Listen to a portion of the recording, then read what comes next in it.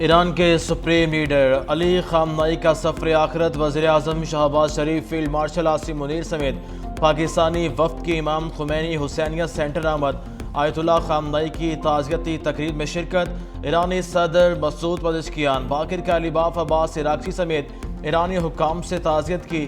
وزیر اعظم نے تعزیتی کتاب میں اپنے تاثرات قلم بند کیے۔ وزیر اعظم شہباز شریف اعلیٰ سطح وفد کے ہمراہ تہران پہنچے۔ وزیر اعظم کے ہمراہ سردار ایاز صادق، وزیر خارجہ Ishaq Dar, Attaullah Tarar, chairman Pakistan peoples party Bilawal Bhutto Zardari, Nayyar Bukhari, وزیر اعلیٰ سندھ سید مراد علی شاہ بھی موجود۔ Chairman peoples party Bilawal Bhutto واپس روانہ۔ فیلڈ مارشل سید عاصم منیر کی ایران کے وزیر خارجہ عباس عراقچی سے ملاقات۔ فیلڈ مارشل نے شہید آیت اللہ علی خامنئی کی ایران کے لیے خدمات کو خراج عقیدت پیش کیا۔ فیلڈ مارشل سید عاصم منیر نے ایرانی وزیر دفاع سے بھی غیر رسمی ملاقات کی۔ فیلڈ مارشل سپریم لیڈر کی تعزیتی تقریب میں شرکت کے بعد وطن روانہ ہو گئے۔ ایران کے اعلیٰ ملٹری حکام نے الوداع کیا۔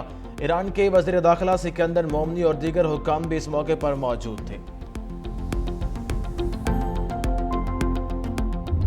ایران میں 6 روزہ سوگ اور تعزیتی تقریبات کا آغاز۔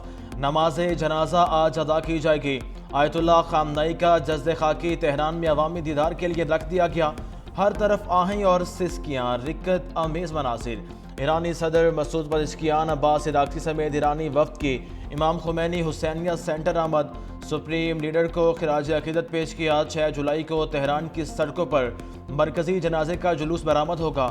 7 جولائی کو جسد خاکی تہران سے مقدس شہر قم منتقل کیا جائے گا۔ 8 جولائی کو عراق سے نجف اور کربلا میں تعزیتی تقریبات ہوں گی۔ 9 جولائی کو آیت اللہ خامنئی کی مشہد میں تدفین ہوگی۔ 90 ممالک کے سربراہان یا نمائندوں اور مذہبی شخصیات کی شرکت متوقع۔ اسرائیل یا امریکہ نے جنازے کے دوران حملہ کیا تو جواب نہایت سخت ہوگا۔ خاتم الانبیاء بریگیڈ نے اپنے بیان میں کہا، مخالفین سپریم لیڈر آیت اللہ خامنئی کے جنازے کے دوران حملے سے پہلے 2 بار سوچ لیں۔ آیت اللہ خامنئی کی شہادت قومی عزم کو تقویت دے گی۔ خاتم الانبیاء بریگیڈ کا علی خامنئی کے خون کا بدلہ لینے کے عزم کا اظہار۔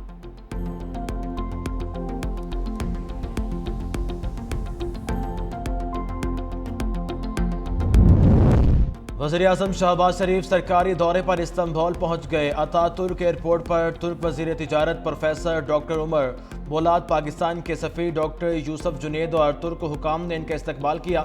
وزیر اعظم شہباز شریف اور ترک صدر رجب طیب اردوان کے درمیان ملاقات ہوگی۔ پاک ترکیہ تعلقات، تجارت، سرمایہ کاری اور علاقائی امن و سلامتی پر تبادلہ خیال کیا جائے گا۔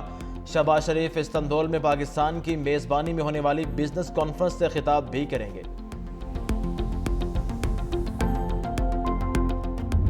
وزیر اعلیٰ مریم نواز دکھی ماؤں کا درد بانٹنے کہانا پہنچ گئیں۔ جاں بھاگ بچوں کے والدین سے ملاقات، ماؤں کو گلے لگا کر دلاسا دیا۔ وزیر اعلیٰ نے دکھی خاندانوں کو چیک سپرد کر دیے، سوگوار خاندانوں کو ہر ممکن تعاون کا یقین دلایا۔ کہا، دکھی ماؤں کے آنسوؤں کا مداوع کوئی رقم نہیں کر سکتی۔ ننھے پھولوں کا اس طرح بچھڑ جانا دل خراش ہے۔ دکھی ماؤں کو تنہا نہیں چھوڑیں گے۔ آپ کے بچوں کا غم میرا اپنا غم ہے۔ پنجاب حکومت نے جاں بھاگ بچوں کے ورثاء کو فی کس 20 لاکھ اور زخمیوں کو 5 لاکھ روپے دینے کا اعلان کیا تھا۔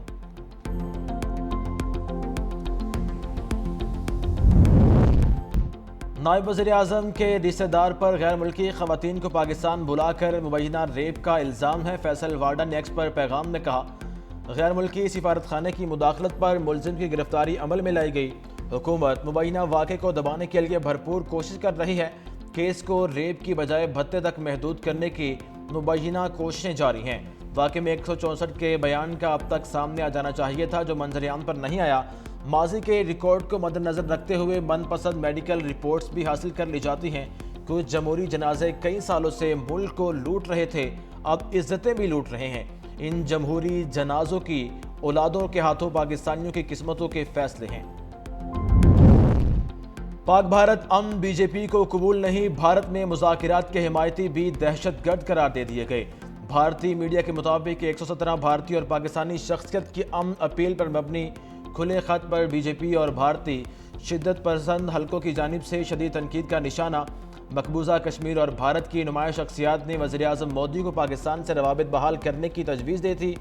گودی میڈیا کو امن کی بات کرنے والوں کو دہشت گرد دینے کا کھلا لائسنس دے دیا گیا۔ بی جے پی نے پاک بھارت رابطے بحال کرنے کی بھارتی آوازوں کو مسترد کر دیا۔ کھلے خط پر فاروق عبداللہ، محبوبہ مفتی اور عمر فاروق کے دستخط ہیں۔ ملک بھر میں غیر معیاری سرنجز پر پابندی لگائی جائے گی۔ غفلت کے مرتکب افراد اور ہسپتالوں کے خلاف کارروائی کی جائے۔ وزیر اعظم شہباز شریف کی زیر صدارت اجلاس۔ وزیر اعظم کی متعدی امراض پر قابو پانے کے لیے ماہرین کی خصوصی ٹیم تشکیل دینے کی ہدایت۔ کہا کمیٹی اپنی سفارشات مرتب کرتے وقت صوبوں سے مشاورت یقینی بنائے۔ وزارت قانون ریگولیٹری فریم ورک میں ضروری ترامیم تجویز کرے۔ قومی سطح پر جامع حکمت عملی کی تشکیل اور مؤثر نفاذ ہی اس مسئلے کا حل ہے۔ اس معاملے پر بین الاقوامی شراکت داروں کی معاونت انتہائی اہم ہے۔ رواں مالی سال ترسیلات زر 41 ارب ڈالر سے زائد کی ہیں۔ ترسیلات کو حکومت سبسڈائز نہیں کرے گی، اب یہ بینک کا کام ہے۔ کراچی میں پریس کانفرنس کرتے ہوئے گورنر اسٹیٹ بینک جمیل احمد نے کہا، بینک ترسیلات کے ذریعے ٹریڈ فائنانس کی صلاحیت بڑھا سکیں گے۔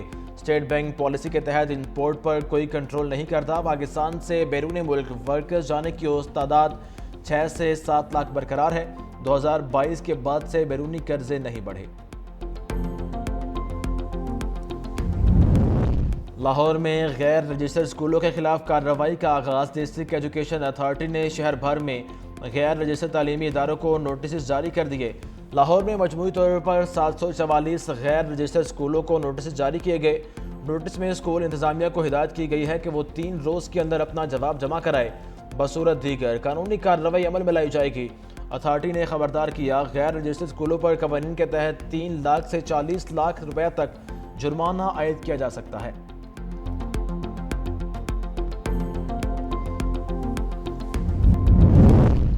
لاہور میں کھلے مین ہول میں بچوں کے گرنے کے واقعات کم نہ ہو سکے۔ شفیقہ آباد کے علاقے میں کھلے مین ہول میں بچہ گر گیا۔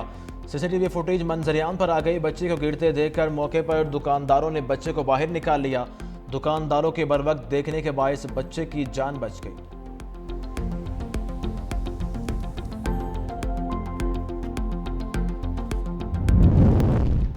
غزہ میں پانی کی تلاش میں جانے والے بچوں پر اسرائیلی ڈرون حملہ، ایک بچہ جہاں بحق۔ غزہ کے وسطی علاقے میں پانی بھرنے والی فلسطینی بچوں پر اسرائیلی کوادکاپٹر ڈرون نے بم گرایا۔ الحمری مسجد کے قریب پانی بھرتے وقت بچوں کو نشانہ بنایا گیا۔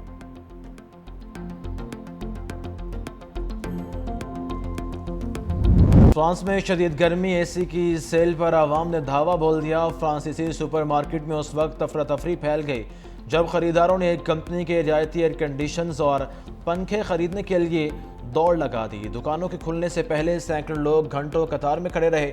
ایک علاقے میں ہجوم سے صبر نہ ہو سکا اور سپر سٹور کا دروازہ توڑ کر اندر داخل ہو گئے۔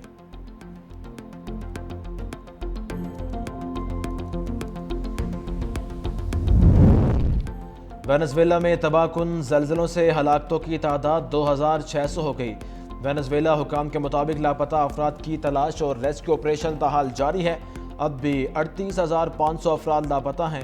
متاثرہ علاقوں میں مقامی اور غیر ملکی امدادی ٹیمیں ملبے تلے دبے افراد کو نکالنے میں مصروف ہیں۔ IMF کے ساتھ مل کر 20 کروڑ ڈالرز کا تعمیر نو فنڈ قائم کیا جا رہا ہے۔ فنڈ کی رقم گھروں کی تعمیر کے لیے استعمال کی جائے گی۔